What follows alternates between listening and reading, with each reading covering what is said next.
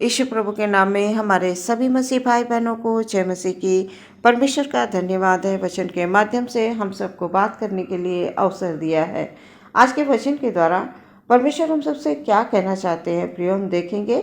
यूहन्ना रचित सुसमाचार 10 अध्याय 10 पद। यहाँ पर इस प्रकार से लिखा हुआ है, चोर किसी और काम के लिए नहीं परंतु केवल चोरी करने और घात करने और नष्ट करने को आता है। मैं इसलिए आया कि वे जीवन पाएं और बहुतायत से पाएं। सुंदर वचन के लिए परमेश्वर का धन्यवाद। वचन के अनुसार प्रभु ने हम सब के लिए एक बेहतर योजना बना कर रखी है। चाहे बीते समय में हमारे जीवन में जो कुछ भी हुआ हो, हम कठिन से कठिन परिस्थितियों से होकर क्यों न गुजरे हों, पर यीशु मसीह कहते हैं, मैं तुम्हें जीवन देने के लिए आया हूँ, बहुतायत का जीवन देने के लिए आया हूँ। वचन बताता है कि यदि प्रभु ने हमारे जीवन के लिए योजनाएं बनाई हैं तो हम सबको भी परमेश्वर की आज्ञा का पालन करते हुए अपने हृदय और विचारों को एक नई दिशा की ओर ले जाना अवश्य है प्रियो, ताकि हमारा विश्वास नित्य प्रतिदिन दृढ़ होता जाए, हम परमेश्वर में जड़ पकड़ते जाएं। कठिन से कठिन बातों से होकर हम बीते समय में क्यों न गुजरे हों। बीमारी, परेशानी, तकलीफें, चिंताएं, बहुत सारी समस्याओं ने क्यों ना हमें घेर लिया हो, हम चाहे जैसे भी हों, लेकिन जब हम परमेश्वर में होकर बढ़ने और चलने लगते हैं तो परमेश्वर हमारी सहायता करते हैं। शैतान बड़ा चालाक है प्रियो, वो धोखेबाज है। वो हमेशा मनुष्य को ऐसी बातों की ओर ले जाता है जिनमें सच्चाई नहीं है, सच्चाई होती ही नहीं है, केवल आंखों का धोखा होता है प्रियो। इसलिए दिखाई देने वाली वे बातें, वे चीज़ें हमें अपने जीवन से दूर कर देना अवश्य है। हमें आज से, अभी से बल्कि कोशिश करनी है कि हम परमेश्वर के वचनों को पढ़ें, समझें, सुनें, अपने विचारों को वचन के अनुसार ढालें। क्योंकि जब हम संसार की बातों पर ध्यान करते रहेंगे जो हमें दिखाई दे रही हैं, और शैतान यही तो दिखाना चाहता है, वो झूठा है, वो धोखेबाज है। इसलिए हमें झूठ पर विश्वास नहीं करना। ये सारी चीज़ें जो आज हमें दिखाई दे रही हैं ये सच नहीं है। एक दिन इनका लुप्त हो जाना अवश्य है। कि जो परमेश्वर हमसे कह रहे हैं, परमेश्वर का जो वचन है कि मैं तुम्हें जीवन देने आया, बहुतायत का जीवन देने आया हूँ। सच में प्रियो, हमें केवल यीशु मसीह में विश्वास रखना अवश्य है।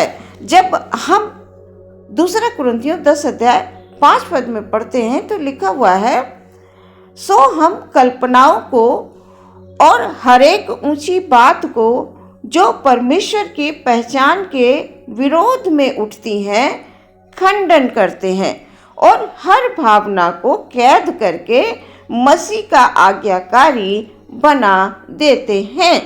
हमें परमेश्वर का आज्ञाकारी बनना है।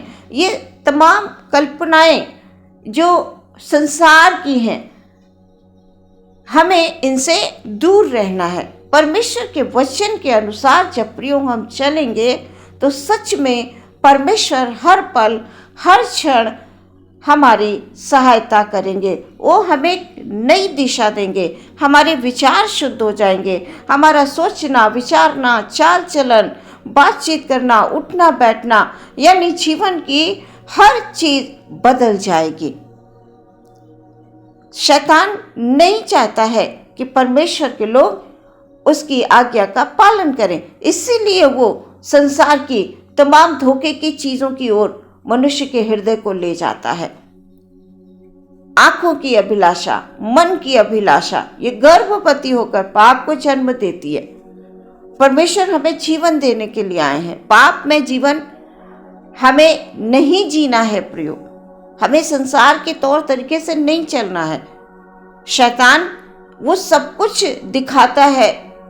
जब हम संसार की चीज़ों को देखते हैं तो हमारे मन में भी एक लालसा उत्पन्न होती है, हमें भी ऐसा होना चाहिए, हमारे पास भी ये होना चाहिए, ये बहुत अच्छा है करके।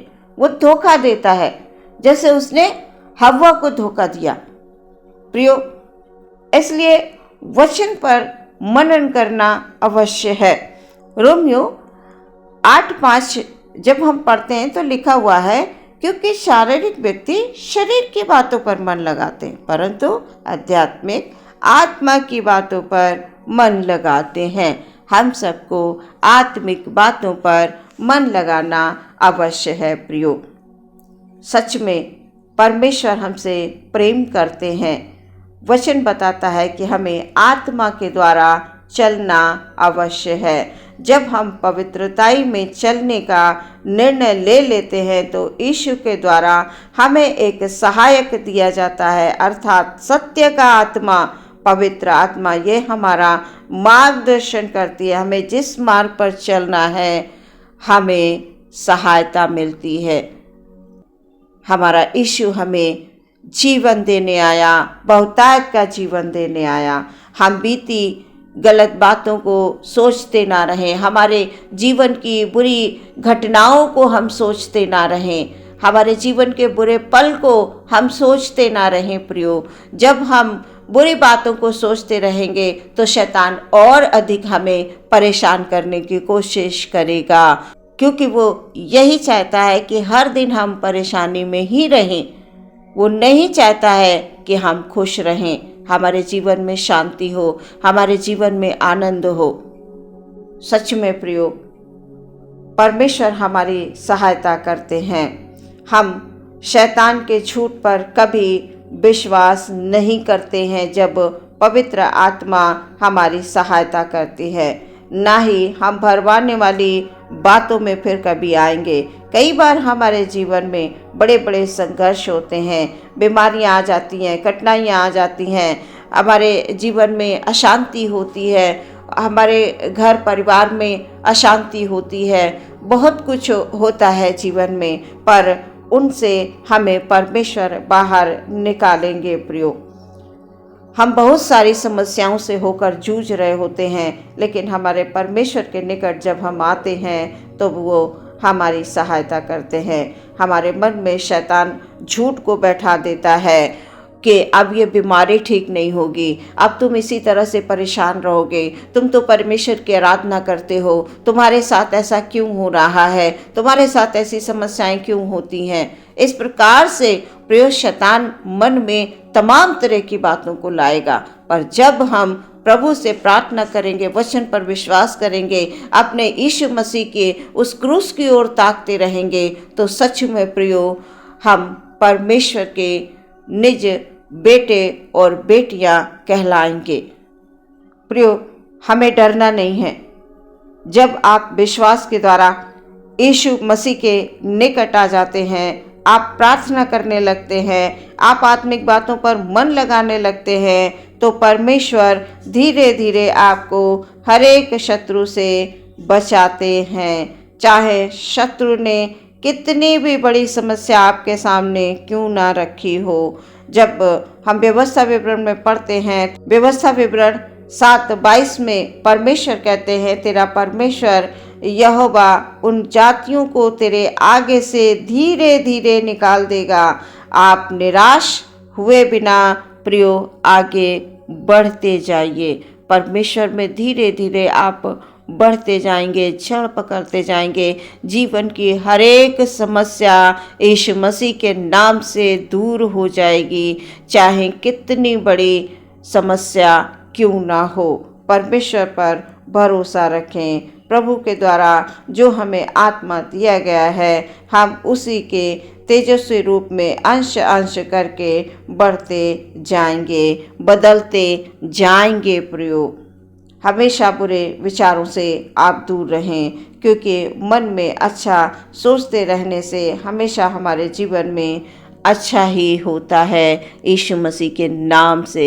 इसलिए हमें हमारे मनों में ये जो शैतान डालने की कोशिश करता है, गलत बातें, झूठ, गंदे विचार, इनसे दूर रहें प्रियो। अपना मन परमेश्वर में लगाएं, जैसे कि वचन कहता है संसारिक व्यक्ति संसार की बातों पर ध्यान करते हैं और आत्मिक व्यक्ति आत्मा की बातों पर मन लगाते हैं। तो हम सबको आत्मिक बातों पर मन लगाना है और यीशु मसीह के नाम से विजय प्राप्त करते हुए आगे बढ़ना है। आमीन। हम प्रार्थना करेंगे।